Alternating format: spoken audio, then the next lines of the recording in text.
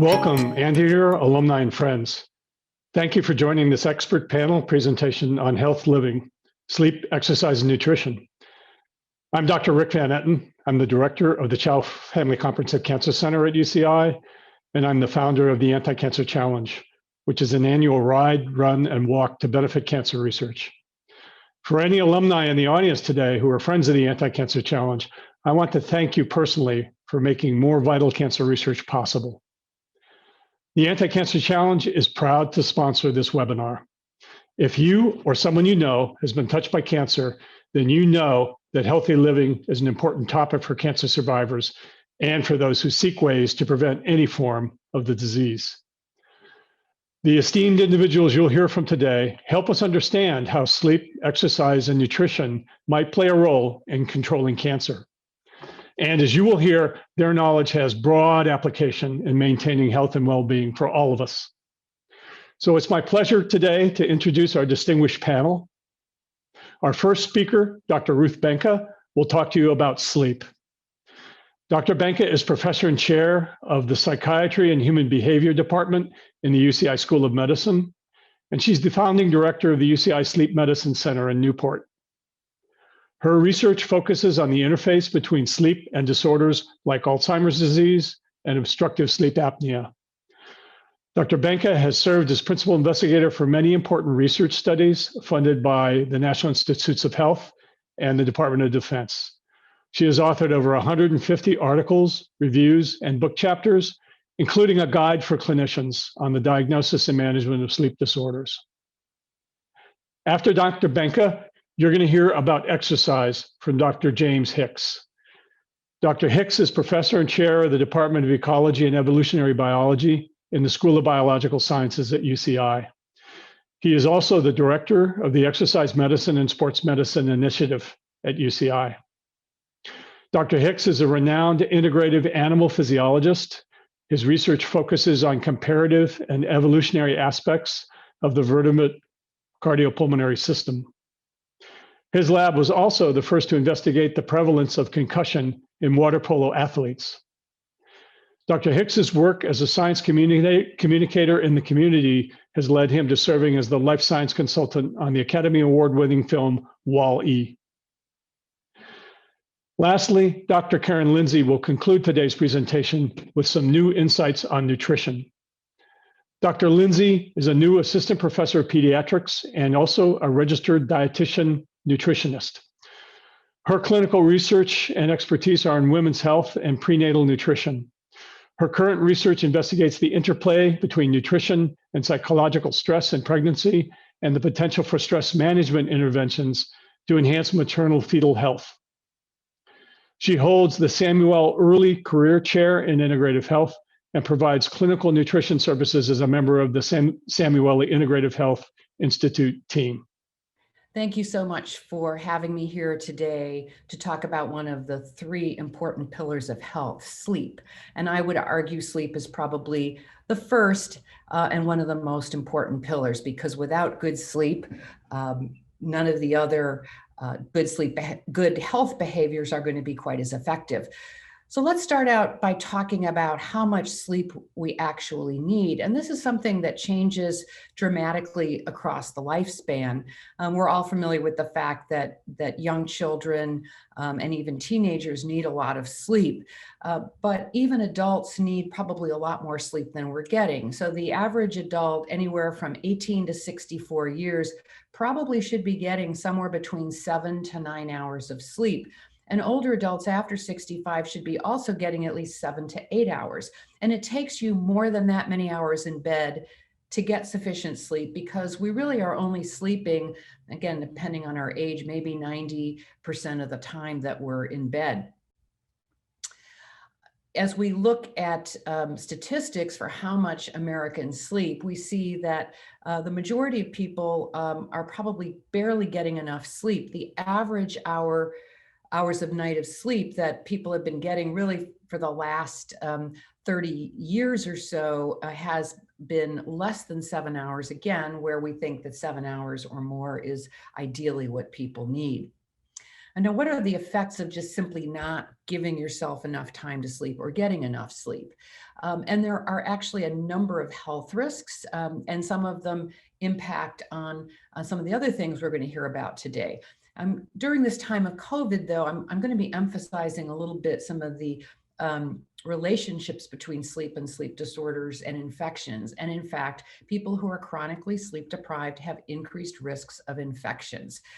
They also have mood problems. We are more cranky and irritable and have lower moods when we haven't slept sufficiently. Because of problems with attention and concentration and memory, we're more likely to have accidents or injure ourselves.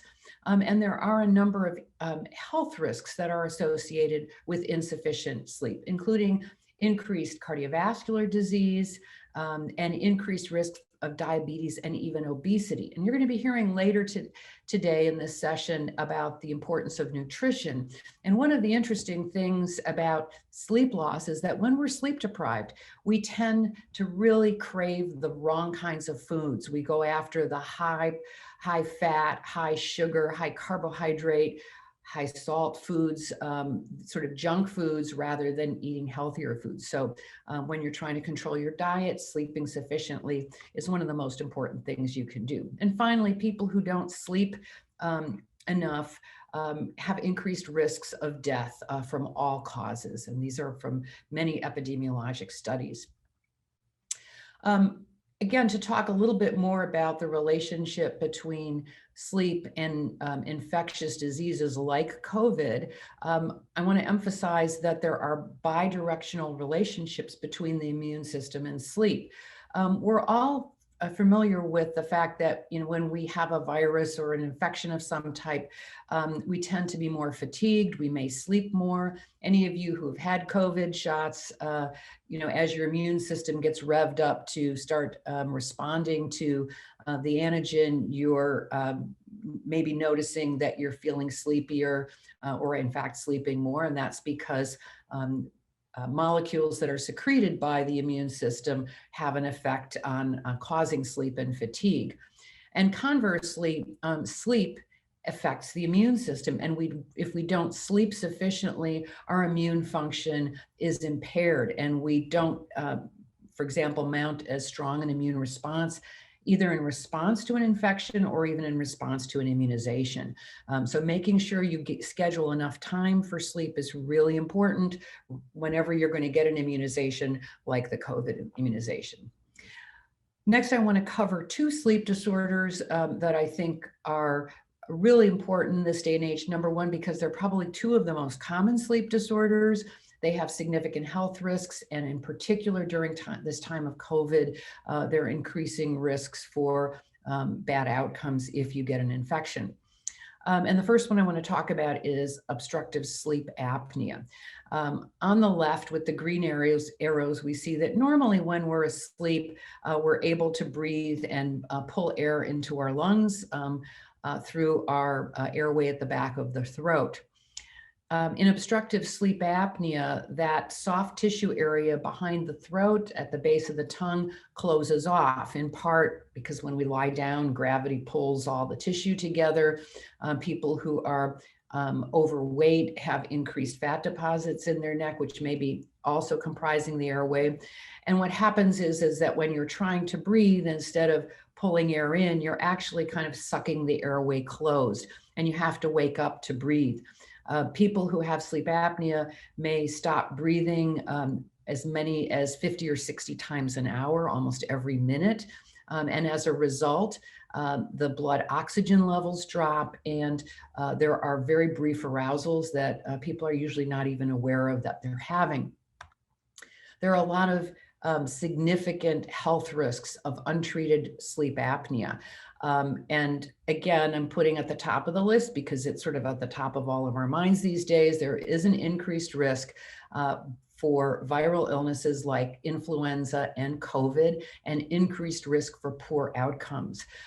We've also learned recently that there is an increased risk for worse outcomes from cancer, particularly hard tumors. And that is because cancer cells tend to grow better in conditions of low oxygen. And so these repeated bouts of decreased oxygen levels are enhancing cancer growth. And then there is a whole myriad of other disorders which are exacerbated by untreated sleep apnea, particularly cardiovascular disease like hypertension, coronary artery disease, arrhythmias. People with obstructive sleep apnea have increased risks of heart attacks, of strokes. We're also learning that untreated apnea increases the risk of developing dementia, both Alzheimer's disease as well as vascular dementia, and hastening the progression of these disorders. There's also metabolic dysregulation, so people with diabetes will have more trouble controlling their blood sugar levels, and again, increased risks of all causes of mortality. Focusing a little bit more on the relationship between apnea and COVID infections, we are starting to see increasing evidence that people with obstructive apnea have worse outcomes if they contract a COVID-19 infection. They're more likely to end up in the ICU, and they're more likely to die from COVID. Unfortunately, we don't yet know whether treating apnea decreases any of these risks, or whether people who have apnea are simply at higher risk for contracting and having poorer outcomes. But that just underlines the importance of, if you have apnea, to take extra precautions, to follow CDC guidelines, and hopefully get your immunization when it's time. So what is the reason for the overlap? And we see that many of the risk factors for obstructive sleep apnea are also risk factors for poor outcomes with COVID, which include being older, being male, and having a body mass index over 35, or being obese. So these risk factors for poor COVID outcomes are also risk factors for obstructive sleep apnea. And there are other disorders, again, that tend to travel along with sleep apnea, which also increase risks for COVID, like chronic obstructive pulmonary disease, high blood pressure, coronary artery disease, and diabetes. And again, this, if you're already dropping your oxygen level at night from apnea, and then on top of it, have a lung infection, which is going to further compromise your ability to keep your oxygen levels up, it's, pretty evident that that's not going to lead to a good outcome.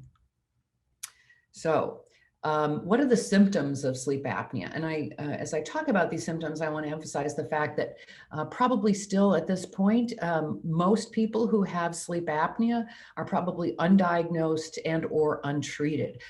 So the common symptoms of severe apnea include excessive daytime sleepiness, in other words, dozing off in low stimulus situations like, watching TV, reading a book, sitting in a meeting, etc., having loud snoring at night, and witnessed breathing pauses by bed partners or others in the household. Other symptoms that may be present include also insomnia, difficulty sleeping, morning headaches, waking up with a headache, nocturia, frequent trips to the bathroom at night, worsening of reflux at night, depression, cognitive complaints, and in some cases, almost no symptoms. So there are people who have apnea and don't know it and don't necessarily have the typical symptoms. Diagnosis of sleep apnea really requires some sort of objective testing. It cannot be simply diagnosed by symptoms or a physical exam.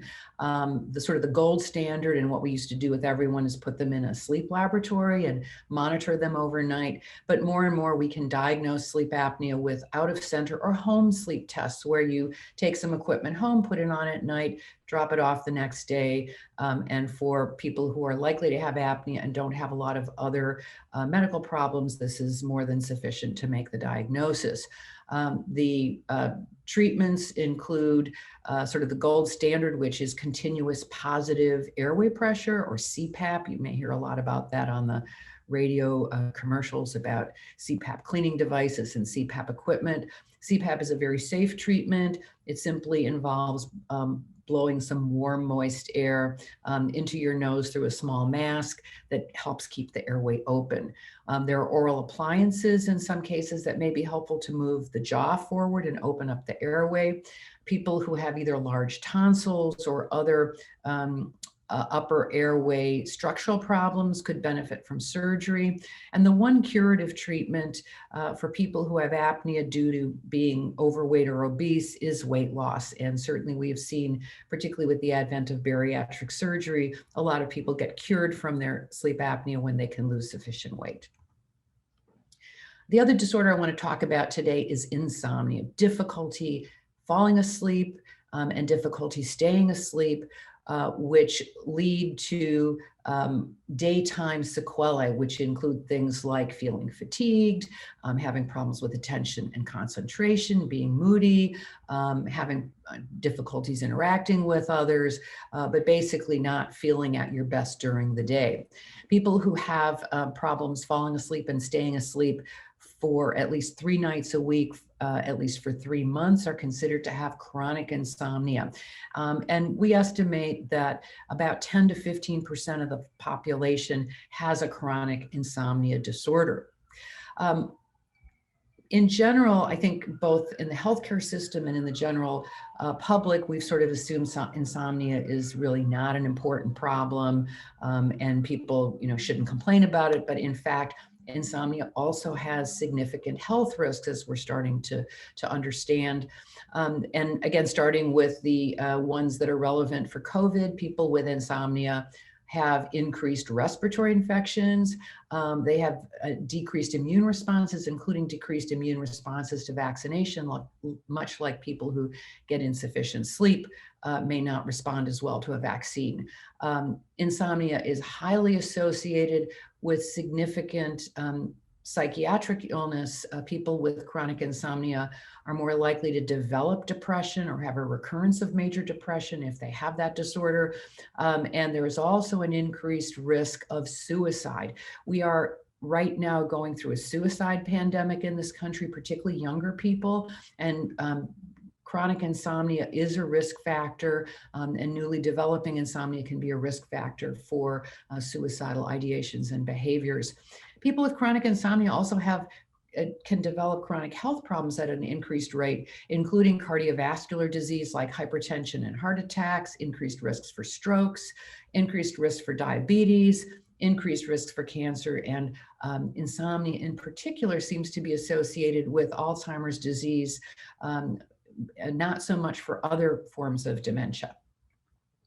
I also want to talk a little bit about COVID effects on sleep, because there was a recent study looking at many millions of people who have been followed in terms of some of their sleep and mental health risks. Over 60,000 of them had COVID-19 infection.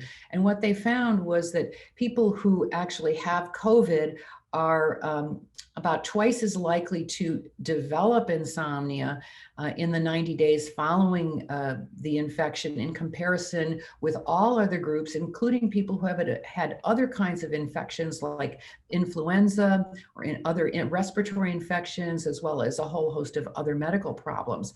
These individuals with COVID are also at increased risk for developing a number of psychiatric disorders. And as we know, COVID does affect the brain as well as the respiratory system.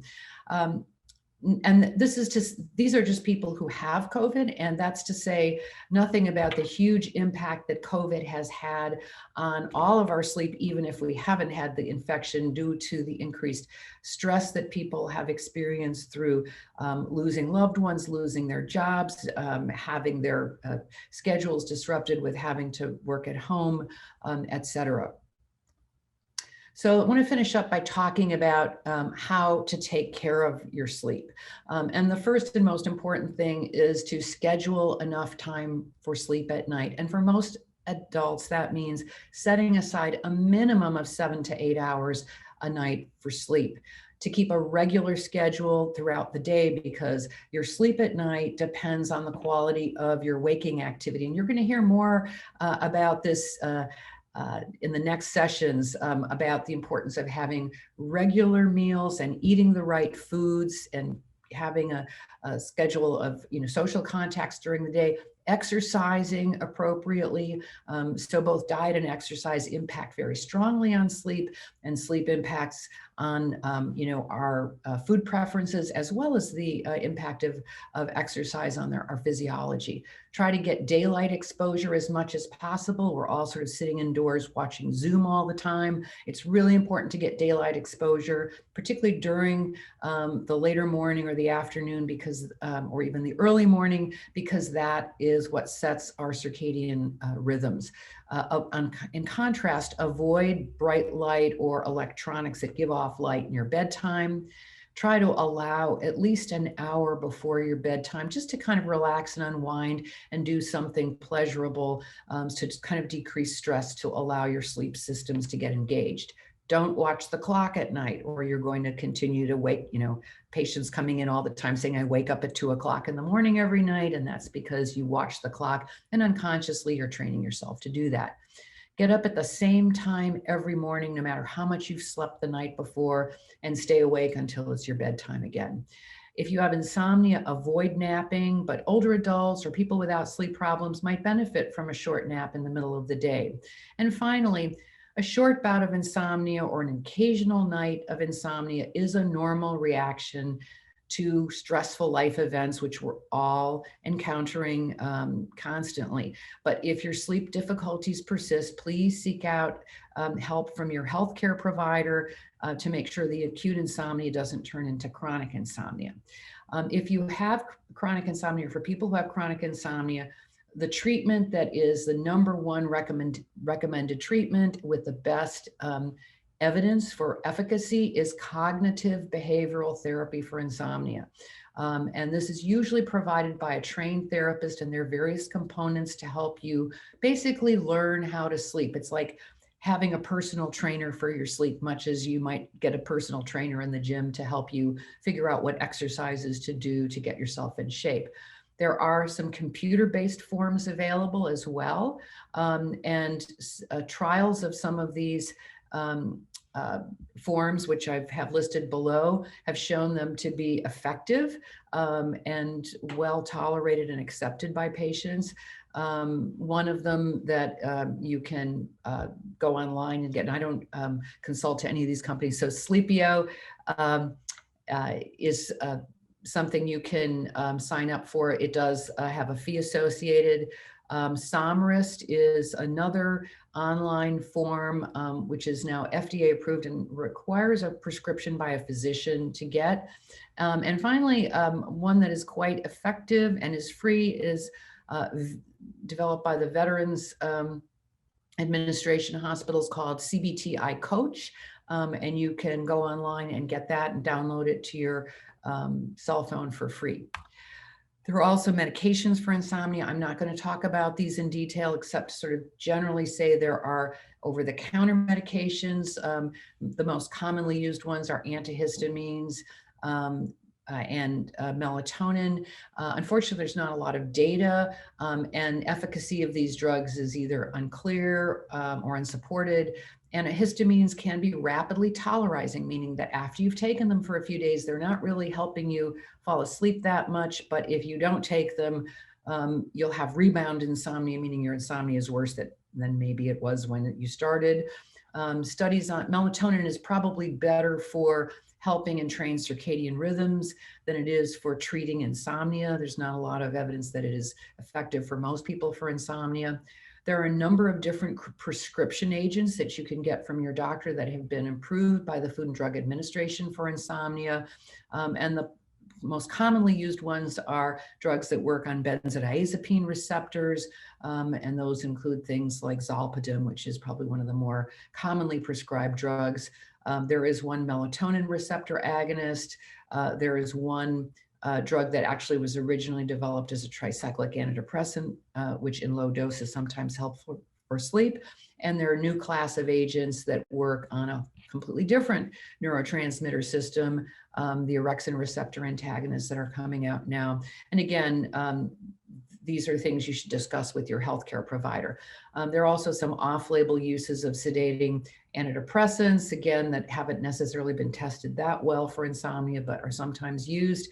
I haven't even put on here the fact that a lot of people are using cannabis-related products, which there really is not any currently available data on that really weigh their risks versus their benefits. And in general, if you feel that you might need a medication for insomnia, consult with your healthcare provider. And I'm going to end with that. And just to mention to people that UCI now has a sleep center in Newport Beach. And for those of you who are in the area and feel you have any concerns about your sleep that you'd like addressed, you can call in or send us an email at these addresses, and we will be happy to schedule an appointment for you. Thank you very much. Thank you so much for having me here as part of this session. So we've already heard really great presentations about sleep and exercise, and now I'm going to kind of come full circle and talk about diet and nutrition, and particularly how our diet and the foods we eat can help support good sleep and exercise habits. So an overview of this presentation, I'll first of all talk about the interplay between diet, exercise, and sleep, and then mention some diet-related sleep disruptors and enhancers that we can watch out for. I will briefly touch on some foods that are rich in melatonin and how we might be able to incorporate them in a healthy diet, and then some key diet concepts to support exercise performance and recovery, and then wrap up with some tips on how we can structure our daily diet and eating habits to enhance exercise and sleep. So first of all, we've already heard from Dr. Benka how sleep can be related to eating behavior, and how sleep deprivation, whether that's through insomnia or sleep apnea, can be associated with poor eating habits, such as overeating. People tend to eat more calories overall the day after they've had a poor night's sleep. And that's because of changes in their hormones, which are driving more hunger and less feeling of satiety. And in particular, the foods that we tend to eat when after having sleep deprivation are the unhealthy foods, such as more snack foods, sugary, fatty foods, fast foods, etc. Late night binge eating can be a problem for some people, especially if they have chronic sleep deprivation problems. It can be related to binge eating disorders, which is obviously not going to be a healthy time of day to eat and definitely promotes overweight and obesity. And then overall, a greater loss of lean body mass and an increase in fat mass is associated with people who have quite chronic sleep problems and sleep disruptions. And that is going to have an impact on all factors related to health, including infections and other chronic diseases. Even science has shown that even in habitually good sleepers, so people who tend to get, maybe 7-8+ hours of sleep a night, if they have an acute one night of poor sleep, that can promote greater caloric intake even the next day. So it does affect everybody. The interplay between diet, sleep, and exercise can be quite involved and can set us up sometimes for a vicious cycle. It starts off with poor quality sleep or sleep disruptions, which, as I mentioned, then has a knock-on effect on our appetite the next day. Also due to fatigue, we're probably going to be less likely to feel motivated to exercise. More cravings for sugary and high-fat fast foods. Disinhibited eating behavior also comes into play here because we have sort of partly brain fog, brain fatigue in order to make more healthful choices, and also the drive from hunger hormones to eat the less healthy foods is quite overpowering sometimes. Collectively, these habits, so poor dietary intake and less exercise after poor sleep, can result in elevated blood sugar levels and elevations in the stress hormone cortisol, which we want to be coming down and reducing in our bloodstream come the evening time. And that's actually what helps us to fall asleep, and our melatonin, our sleep hormone, to increase in the evening. So if cortisol is high in the evening, that is really not conducive to good sleep. But we can disrupt this cycle by bringing in healthy diet and regular exercise. And this is an alternative way of like kind of a healthy sleep, diet, exercise cycle here. So healthy diet and regular exercise is going to have a knock-on effect on our sleep habits. It's going to promote the ability to have better sleep. And when we have better sleep, our appetite is more regular. We don't have that excess cravings for the high fat, high sugary foods. We have more sustained energy, perhaps then to exercise more during the day. We have a greater capacity to make health conscious dietary choices. So hopefully eat a healthier diet, which collectively then will help to normalize our blood sugar levels and facilitate the cortisol to drop in the evening, which is then going to be more conducive to a good night's sleep.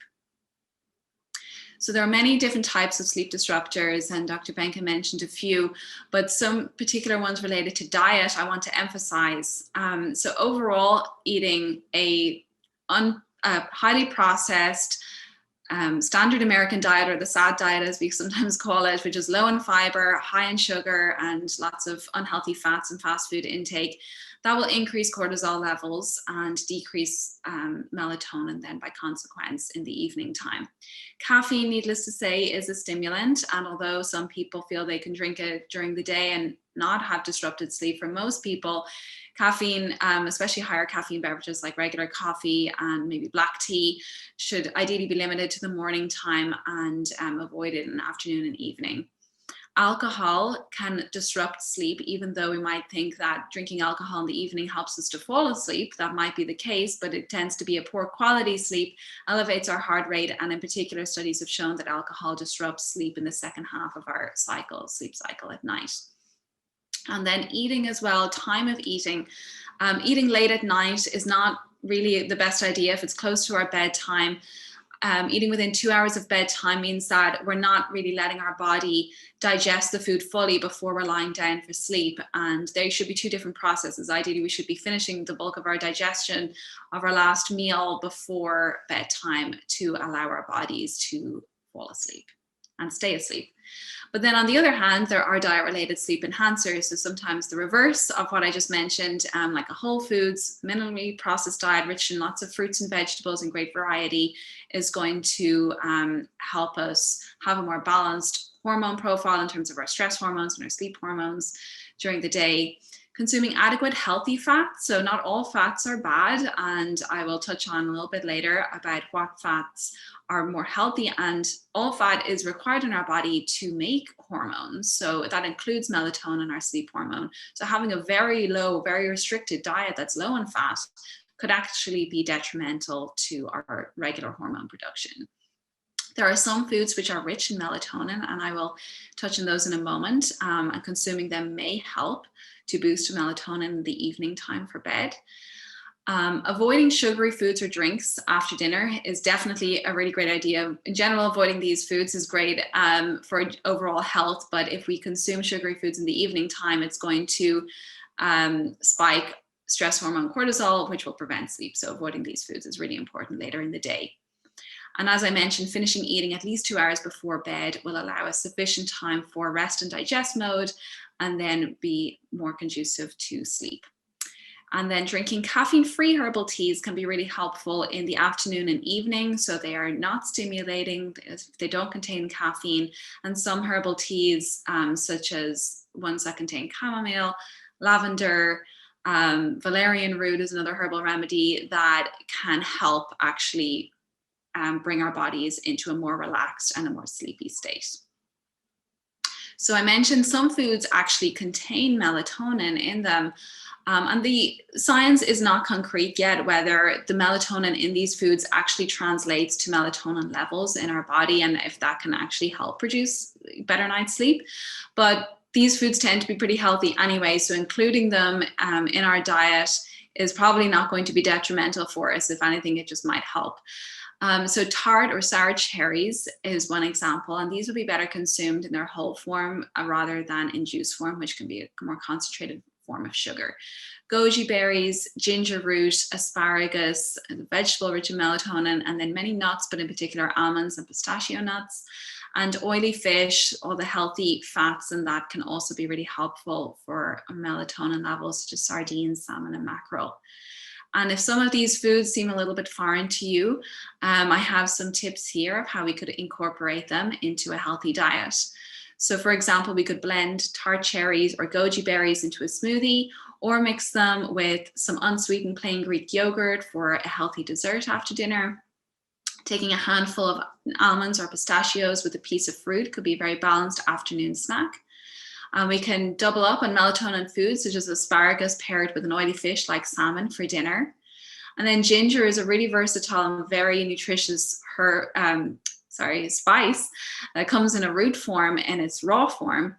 And that can be used during cooking. It could be added to juices or smoothies. And also, because ginger helps digestion, it could be nice to have like a hot lemon water ginger tonic in the evening time to aid digestion after dinner, and also maybe get the benefits of melatonin from the ginger root.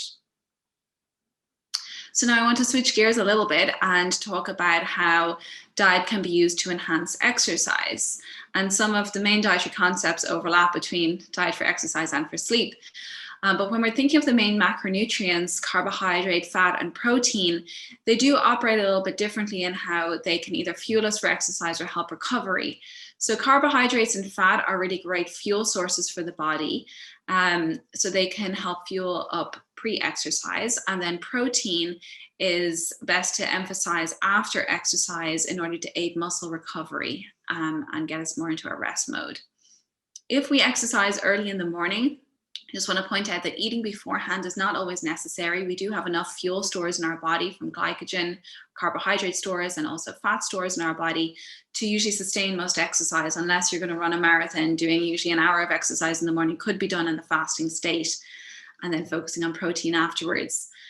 In terms of getting carbohydrate, for the majority of people, especially if weight is already an issue and are trying to lose weight, emphasizing carbohydrates from fruits and vegetables is sufficient for most people. Eating starchy foods then on top of that is sort of considered optional, depending on maybe how active you are and what your body weight is. But limiting starchy carbohydrates at meal times to low glycemic index sources, and about a quarter of the plate being the starchy carbohydrate, and low GI sources of healthy carb foods are sweet potatoes, brown rice, and quinoa are some examples. And then including healthy fats at every meal will help fuel the body during the day, and also help provide sufficient fat for all the various functions, including producing all the hormones that we need for health. And examples of healthy fat sources are olive oil, olives, avocado, all nuts and seeds, and oily fish, like I mentioned earlier, salmon, mackerel, sardines, trout, anchovies are some great examples. And then to emphasize protein for exercise recovery is really important for building lean mass. So as we exercise, and particularly doing resistance exercise training, is really important for building muscle mass in the body, and protein is really important to help build that muscle, and that'll also help at the same time to reduce fat mass and work towards a healthy body composition. Sufficient protein, particularly in the evening time, even if it isn't just immediately post-exercise, can help us get into a rest and digest mode and relaxation to prepare the body for sleep. Animal protein sources, which meats, poultry, fish, eggs, dairy products, they contain a complete amino acid profile, which means they contain all the amino acid that our body and our tissues need for growth and recovery. On the other side, plant proteins, some of them, a lot of them, don't contain a complete amino acid profile. So if you're eating a fully plant-based diet, that's something to bear in mind, that, for example, eating kidney beans or chickpeas, relying on them as your main protein source after exercise, that might not be sufficient to really repair the muscle and gain the lean mass. But there are some plant protein sources that do contain a complete amino acid profile, and I've listed them here, such as quinoa, hemp seeds, soybeans, or products from soy, such as tofu and tempeh. Better to choose organic sources of soy. And then blue-green algae or spirulina is a supplement that some people on a vegan diet might supplement with, is also a source of protein. So finally, to wrap up, here are some tips to structure your diet in a healthy way that can enhance both good exercise habits and sleep.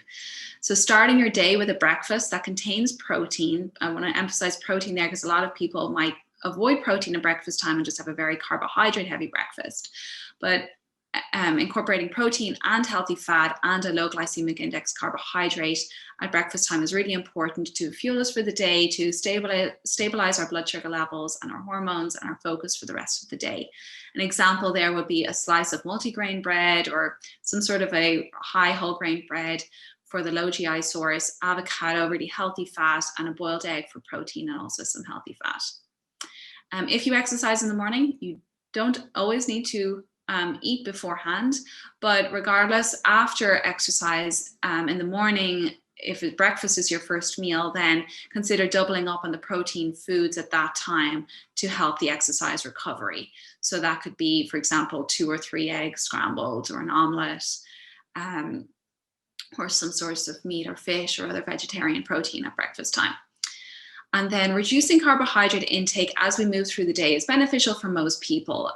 We tend to need a little bit more fuel earlier in the day to get through our activities during the day, and then need less carbohydrate from starchy food sources in particular as we get later. But instead we can focus on vegetables and some fruit as our main carbohydrate sources, and obviously including vegetables at dinner time is very important as well. Consuming protein and healthy fat for dinner will enhance muscle recovery, stabilize our blood sugar levels, and avoid that cortisol spike before bedtime that I mentioned earlier. So less refined carbohydrate in the evening, more emphasis on the healthy fats and the protein will help get us in preparation for bedtime and a good night's sleep. So, but if anybody has any more questions on their diet and how they can use it for health, I do encourage you to seek an appointment with a dietitian or other health professional that can guide you on that. And thank you so much. All right, well, good morning, everybody. Today, I'm really pleased to be here and talk about exercise and its effect on the human immune system. So before we get started, what I'd like to do first is just kind of very briefly review the immune system and the 3 levels of defense that the body has against disease-causing organisms. The first are barriers, and barriers include your skin and mucous membranes, as well as stomach acids. So if you ingest a bacteria or a virus, the stomach acids and digestive enzymes can destroy those entities at that moment. There's also beneficial bacteria that live in your colon, and this is called the gut microbiota. And the gut microbiota is involved in actually is very protective against outside organisms, particularly bacteria and viruses that might enter into your system. The second level of defense of the immune system is called innate immunity. And that's the general defense system made up of white blood cells called WBCs for short, that's the acronym. And they include neutrophils and macrophages that engulf and destroy foreign entities that enter into your body. And so that's shown here in this little diagram, showing that they're in the neutrophils, the monocytes, the eosinophils, the lymphocytes. These are all called the white blood cells. Then there's the acquired immunity. And this is what we've heard about lately, particularly during the pandemic, because the acquired immunity is made up of specialized white blood cells, the T lymphocytes and the B lymphocytes. And when they're exposed to an external entity like bacteria or a virus, they produce then antibodies that target and destroy these particular entities that enter your body. And that's called the adaptive immunity or acquired immunity. When we look at these various layers of defense of the body against disease, we see then that the innate immunity, the barriers and the white blood cells, these respond within hours, minutes to hours of the body being infected with a bacteria or a virus. And adaptive immunity takes longer, from days to weeks. So for those who, again, we've heard a lot about it with the COVID pandemic, that the vaccine, you get a shot and you wait 4 weeks and get a booster shot. That's because it's taking time for the adaptive immunity to make the appropriate response. Well, what we want, as I said, what we want to talk about today is the effects of exercise, aerobic exercise specifically, on the immune system. And if we look at in a historical context, this first took place, the first inklings of there was this interaction between physical activity and the immune system was really the result of a study that was done at the Boston Marathon on April 19th, 1910. And in this study, the investigators sampled the blood of 4 runners that are listed here as H, L, M, and P, and measured then the total amount of leukocytes, those are the white blood cells, prior to the race, and then measured those blood samples after the race. And what you see here in the lighter blue is that in all of the runners, there was an increase in white blood cells following the marathon. So this was the first clue that there was something going on with exercise activating the immune system in humans. Now, the study of exercise, what we now call exercise immunology, has exploded over the last couple of decades. As you can see, this is data from the Web of Science, and it shows the total number of publications on the y-axis as a function of years. And you can see back in the 80s, just a small number of papers probably being produced.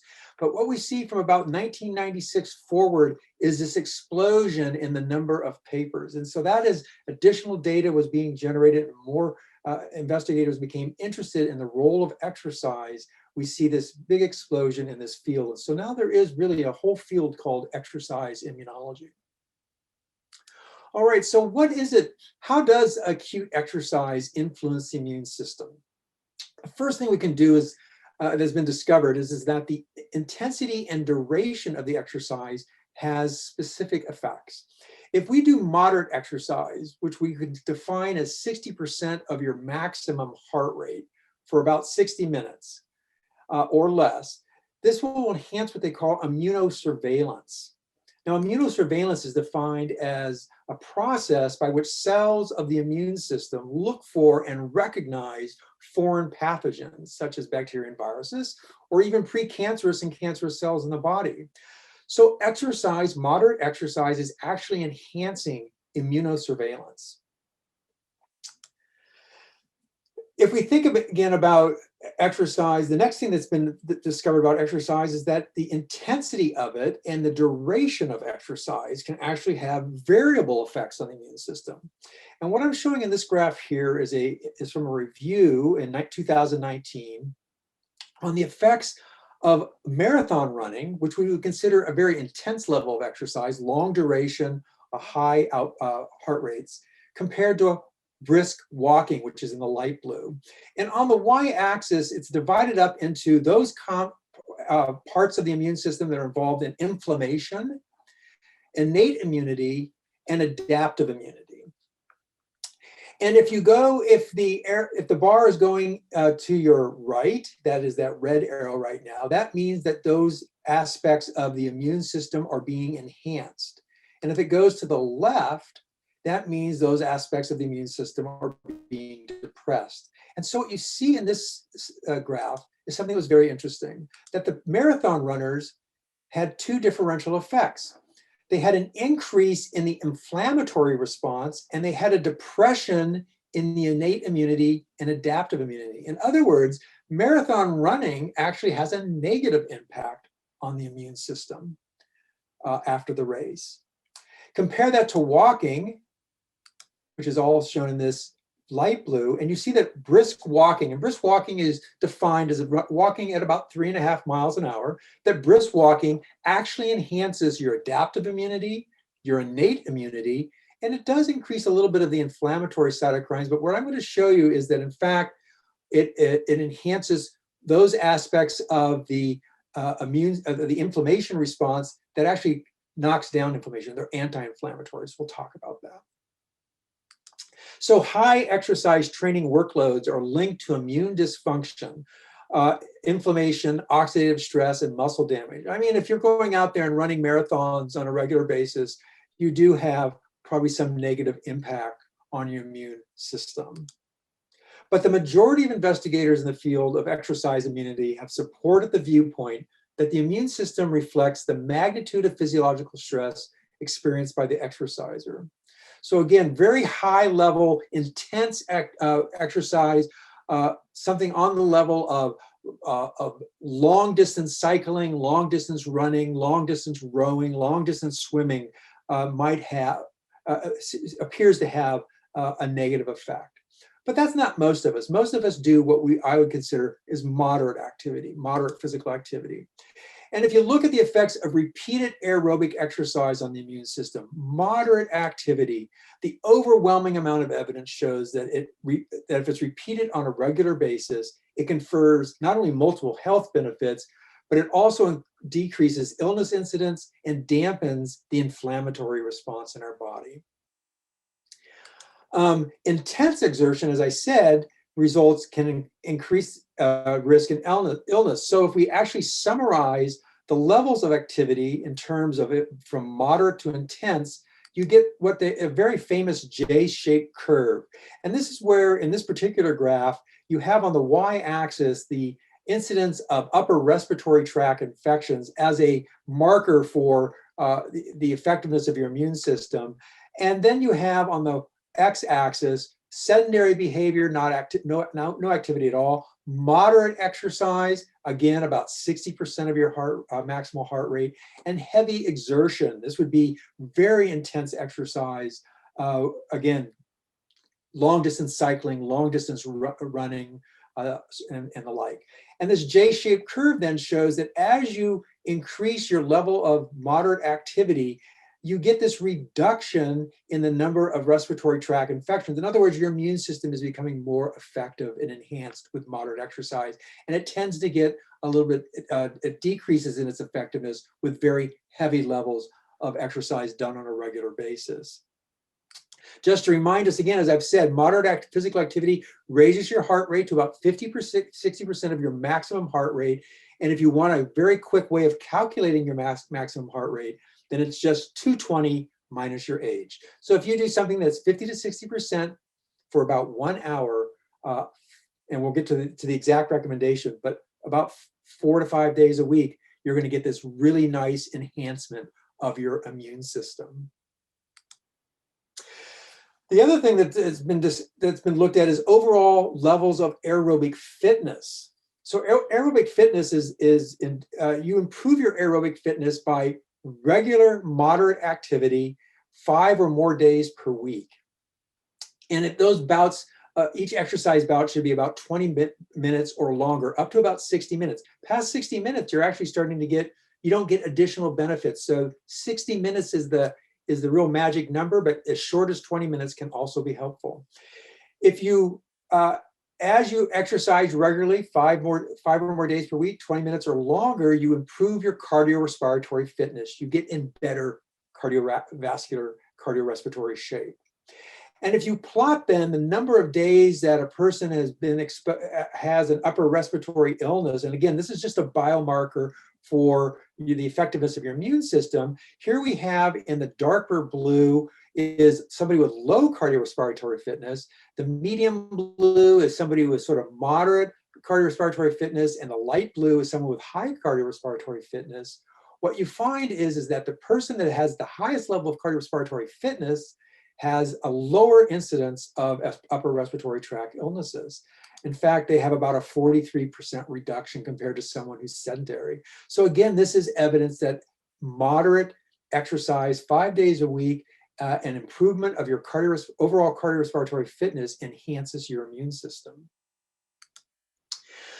One of the last things that's been discovered in the last 15, 20 years of looking at exercise on the immune system is the effects on immunosenescence. And what is immunosenescence? It's as we age, there is a dysregulation of our immune system with aging. The immune system becomes less effective as we age. And what you see in this graph on the right-hand side is for a middle-aged person, as they age, if they're sedentary, you see this increase in inflammatory, what would they call cytokines that are released by various tissues in your body. So you become more susceptible to inflammation or more chronic inflammation as you get older. And you also lose specific cytokines that are involved with being anti-inflammatory. So as you age, as you get older, your anti-inflammatory cytokines decrease. So one of the things that occurs with aging is a more chronic level of inflammation in our body, and we lose the capacity for those important secreting those important anti-inflammatory cytokines. And that's why I repeat here then, as we age and increase susceptibility to infections, autoimmune diseases, neoplasms, cancers, metabolic diseases, osteoporosis, and neurologic disorders that all are linked in some ways to inflammation. But habitual exercise is capable of regulating the immune system and delays the onset of immunosenescence. And this graph shows where they've looked at people who regularly exercise, master athletes, 5 days a week at about 60% of their maximal heart rate for about an hour for each exercise period. And what you see is that the inflammatory cytokines stay relatively constant with years, and you actually get an increase in the anti-inflammatory cytokines as you age with exercise. So exercise actually reduces the age-dependent effects on your immune system. It prevents immunosenescence, and that's a good thing. So if we look at the benefits of habitual exercise, we see that a couple of things I haven't talked about today, but just listed here, is it enhances the response to vaccination. It lowers the numbers of exhausted or senescent T cells. These T cells are specific white blood cells that go around and seek out pathogens and destroy them. It increases the proliferative capacity of T cells. It keeps the T cells healthy and in good numbers in your body. It lowers the levels of inflammatory cytokines that I've already talked about. It increases neutrophil phagocytic activity. There are these, again, white blood cells that go around, and actually when it says phagocytic activity, they actually engulf the bacteria or virus and destroy them. And there's greater what they call NK cells. Those are called natural killer cells. And these natural killer cells are white blood cells that go around and seek out viruses and bacteria and precancerous cells and even cancer cells and destroy them through cytotoxic activity. And so exercise enhances the NK cells. That's a good thing. If we summarize then, the immune system is very responsive to exercise. Acute exercise, moderate to vigorous intensities, less than 60 minutes. I said earlier about vigorous exercise. I'm talking about vigorous exercise being negative for immune system when it lasts for many hours, like a long marathon or a 100-mile bike ride. But you can do vigorous activity, get your heart rate up to 70 or 80%, and if it's less than 60 minutes and not have these detrimental effects. So moderate to vigorous activity is an important immune system adjuvant. In other words, an adjuvant is an enhancer. High exercise training workloads, and that's like the person who's the marathon runner or the long distance cyclist or long distance swimmer, that is linked with transient immune perturbations. And particularly it enhances some inflammation and oxidative stress, muscle damage, and can increase the risk of illness. But many studies consistently support the inverse relationship between moderate exercise training and incidence of upper respiratory tract infection. In other words, moderate exercise results in less upper respiratory tract infections. In other words, you enhance your immune system. Regular exercise training, 60% of your max heart rate, 5 days a week, has an overall anti-inflammatory influence. And this is good. It helps in preventing cancers. It helps in reducing proliferation of cancers. And overall just reduces inflammation within the body. So it helps things like arthritis and the like. Exercise training has a summation effect over time in modulating tumorigenesis, atherosclerosis, and other disease process. In other words, the more you do this over time, the better it gets. So again, going back to that graph that showed that if you exercise over your lifetime, you actually enhance your anti-inflammatory activity as you get older. It's a good thing. Habitual exercise is capable of improving regulation of the immune system, and as I said, delaying the onset of immunosenescence. And I put this slide in just because, again, just to hammer home the point that the American College of Sports Medicine's Guideline for Physical Activity, there's a lot of information up here, but really the key thing to take home from this is 150 minutes a week, that's 2 hours and 30 minutes, or 300 minutes a week of moderate intensity exercise. And moderate intensity of exercise is that 60% of your maximum heart rate. So take 220 minus your age and multiply that by 0.6, and that's your heart rate target. And if you can do 150 to 300 minutes of moderate intensity exercise per week, then you are going to obtain these very substantial health benefits associated with exercise and the immune system. And so thank you for listening to me. I put some references in the slides here that you can go look up and read more about the effects of exercise on the immune system. Thanks a lot. Thank you, Dr. Lindsay. And thank you, Dr. Benka and Dr. Hicks, for your insights. This concludes our presentation on healthy living, sleep, exercise, and prevention. Today's outstanding speakers have provided a window into the game-changing research and clinical care that is coming out of your alma mater to improve healthcare and well-being for all of us. So in closing, I'd be remiss if I didn't add a note about your ability to contribute to vital anti-cancer research through the Anti-Cancer Challenge. I invite you to participate in the 2021 Anti-Cancer Challenge because every dollar you raise goes to research at the Chow Family Comprehensive Cancer Center.